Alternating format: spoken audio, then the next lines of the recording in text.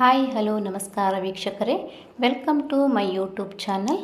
ಯಾರೆಲ್ಲ ನನ್ನ ಚಾನಲ್ನ ಇನ್ನೂ ಸಬ್ಸ್ಕ್ರೈಬ್ ಮಾಡ್ಕೊಂಡಿಲ್ಲ, ಸಬ್ಸ್ಕ್ರೈಬ್ ಮಾಡ್ಕೊಳ್ಳಿ. ಪಕ್ಕದಲ್ಲಿರುವ ಬೆಲ್ ಐಕಾನ್ನ ಒತ್ತಿ. ಇವತ್ತು ನಾನು ವೆಜಿಟೇಬಲ್ ಪಲಾವ್ ಮಾಡೋದು ಹೇಗೆ ಅಂತ ಹೇಳ್ಕೊಡ್ತೀನಿ. ಇದಕ್ಕೆ ಮೊದಲು ಮಸಾಲೆಯನ್ನು ರುಬ್ಕೊಳ್ಬೇಕು. ಅದಕ್ಕೆ ನಾನಿಲ್ಲಿ 1 ಕಪ್ ಪುದೀನ ಸೊಪ್ಪು, 1 ಕಪ್ ಕೊತ್ತಂಬರಿ ಸೊಪ್ಪು, ಒಂದು 3 ರಿಂದ 4 ಹಸಿಮೆಣಸು, ಒಂದು 15 ರಿಂದ 20 ಬೆಳ್ಳುಳ್ಳಿ ಎಸಳು, ಒಂದು ಸ್ವಲ್ಪ ಶುಂಠಿ ಇದೆಲ್ಲವನ್ನು ಸೇರಿ ಒಂದು ಮಿಕ್ಸಿ ಜಾರಿಗೆ ಹಾಕ್ಕೊಳ್ಳಿ. ಇದಕ್ಕೆ ಸ್ವಲ್ಪ ನೀರನ್ನು ಸೇರಿಸ್ಕೊಂಡು ಇದನ್ನು ನೈಸಾಗಿ ಪೇಸ್ಟ್ ಮಾಡಿಟ್ಕೊಳ್ಳಿ. ಗ್ಯಾಸ್ ಮೇಲೆ ಒಂದು ಕುಕ್ಕರ್ನ ಇಟ್ಟು ಅದಕ್ಕೆ 2 ರಿಂದ 3 ಚಮಚ ಎಣ್ಣೆಯನ್ನು ಹಾಕಿ. ಎಣ್ಣೆ ಬಿಸಿಯಾದ ನಂತರ ಅದಕ್ಕೆ 1-2 ಏಲಕ್ಕಿ, 2 ರಿಂದ 3 ಲವಂಗ, 1-2 ಚಕ್ಕೆ, 1-2 ಪಲಾವ್ ಎಲೆ ಮತ್ತು 8 ರಿಂದ 10 ಗೋಡಂಬಿ, ಸ್ವಲ್ಪ ಸೋಂಪನ್ನು ಹಾಕಿ ಫ್ರೈ ಮಾಡಿ. ಫ್ರೈ ಆದಮೇಲೆ ಇದಕ್ಕೆ ಒಂದು ಪರಿಮಳದ ಎಲೆಯನ್ನು ಕಟ್ ಮಾಡಿ ಹಾಕ್ತಾಯಿದ್ದೀನಿ.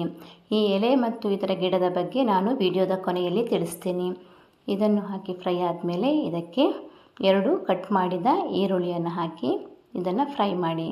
ನಂತರ ಒಂದು ಕಟ್ ಮಾಡಿದ ಟೊಮೊಟೊವನ್ನು ಹಾಕಿ ಅದನ್ನು ಸಹ ಫ್ರೈ ಮಾಡ್ಕೊಳ್ಳಿ. ಇದು ಚೆನ್ನಾಗಿ ಫ್ರೈ ಆದಮೇಲೆ ಇದಕ್ಕೆ ತರಕಾರಿಗಳನ್ನು ಆ್ಯಡ್ ಮಾಡ್ಕೊಳ್ಬೇಕು. ನಾನು ತರಕಾರಿಗಳನ್ನು ಕಟ್ ಮಾಡಿ ಇಟ್ಕೊಂಡಿದ್ದೀನಿ. 1 ಕಪ್ ಕ್ಯಾರೆಟನ್ನು ಆ್ಯಡ್ ಮಾಡಿ.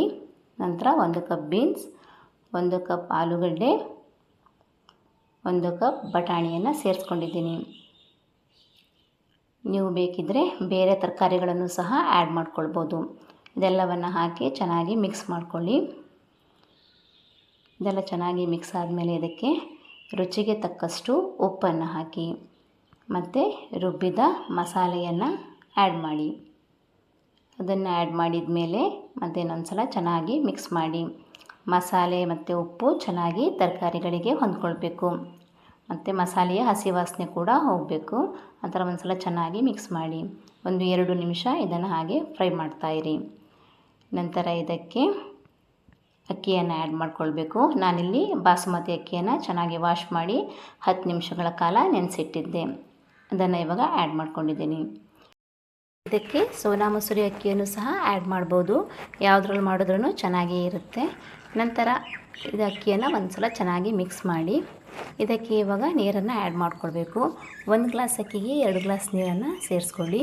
ನಾನು ಈ ಗ್ಲಾಸ್ನಲ್ಲಿ ಅಕ್ಕಿಯನ್ನು ತೆಗೆದುಕೊಂಡಿದ್ದರಿಂದ ಇದೇ ಗ್ಲಾಸ್ನಲ್ಲಿ ನೀರನ್ನು ಸಹ ಆ್ಯಡ್ ಮಾಡ್ಕೊಳ್ತಾ ಇದ್ದೀನಿ. ನೀರನ್ನು ಹಾಕಿ ಚೆನ್ನಾಗಿ ಮತ್ತೆ ಮಿಕ್ಸ್ ಮಾಡಿ. ಏನಾದರೂ ಉಪ್ಪು ಕಡಿಮೆ ಆದರೆ ಈ ಸಮಯದಲ್ಲಿ ಉಪ್ಪನ್ನು ನೋಡಿ ಮತ್ತೆ ಬೇಕಿದ್ದರೆ ಉಪ್ಪನ್ನು ಹಾಕ್ಕೊಳ್ಳಿ. ಇದು ಒಂದು ಕುದಿ ಬಂದ ನಂತರ ಲಿಡ್ಡನ್ನು ಕ್ಲೋಸ್ ಮಾಡಿ. ಇಲ್ಲಾಂದರೆ ಮಸಾಲೆ ಮತ್ತು ಅಕ್ಕಿ ಚೆನ್ನಾಗಿ ಮಿಕ್ಸ್ ಆಗಿರೋದಿಲ್ಲ. ಈ ಥರ ಕುದಿ ಬಂದಿದೆ. ಇವಾಗ ಕುಕ್ಕರ್ನ ಮುಚ್ಚಳವನ್ನು ಕ್ಲೋಸ್ ಮಾಡಿ 2 ವಿಸಿಲನ್ನು ಹಾಕ್ಕೊಳ್ಳಿ. ಸಾಕಾಗತ್ತೆ, ಚೆನ್ನಾಗಿ ಬರುತ್ತೆ. ಇದು ಆಫ್ ಮಾಡಿದ ಮೇಲೆ ಒಂದು 10 ನಿಮಿಷ ನಂತರ ಇದನ್ನು ಓಪನ್ ಮಾಡಿ. ಇದು ಇವಾಗ ಆಗಿದೆ. ಈ ರೆಸಿಪಿನ ಮಕ್ಕಳ ಟಿಫಿನ್ ಬಾಕ್ಸ್, ಮಾರ್ನಿಂಗ್ ಬ್ರೇಕ್ಫಾಸ್ಟ್, ಮಧ್ಯಾಹ್ನ ಲಂಚ್ಗೆ ಕೂಡ ಸಹ ಇದನ್ನು ಮಾಡ್ಬೋದು. ಮೊಸರು ಬಜ್ಜಿ ಜೊತೆ ಇದು ಚೆನ್ನಾಗಿರುತ್ತೆ ಕಾಂಬಿನೇಷನ್ನು. ನೀವು ಸಹ ಇದನ್ನು ಒಂದು ಸಲ ಟ್ರೈ ಮಾಡಿ ನೋಡಿ. ಹೇಗೆ ಬಂದಿದೆ ಅಂತ ನನಗೆ ಕಮೆಂಟ್ ಮಾಡಿ ತಿಳಿಸಿ.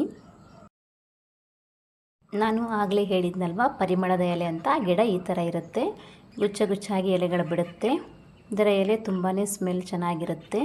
ಒಂದು ಎಲೆಯನ್ನು ಕಟ್ ಮಾಡಿದರೂ ಸಹ ಅದು ಚೆನ್ನಾಗಿ ಸ್ಮೆಲ್ ಬರುತ್ತೆ. ಇದನ್ನು ಬಿರಿಯಾನಿ, ಪಲಾವ್ ಮತ್ತು ವೈಟ್ ರೈಸ್ ಮಾಡುವಾಗ ಇದನ್ನು ಯೂಸ್ ಮಾಡ್ತಾರೆ. ನಾವು ಇದನ್ನು ಪರಿಮಳದ ಎಲೆ ಅಥವಾ ಅನ್ನದ ಎಲೆ ಅಂತ ಕರಿತೀವಿ. ನೀವು ಇದನ್ನು ಏನಂತ ಕರಿತೀರಾ ಅಂತ ಕಮೆಂಟ್ ಮಾಡಿ ತಿಳಿಸಿ. ನನ್ನ ಚಾನಲ್ನ ಪ್ಲೀಸ್ ಲೈಕ್ ಮಾಡಿ, ಶೇರ್ ಮಾಡಿ, ಸಬ್ಸ್ಕ್ರೈಬ್ ಮಾಡಿ. Thank you.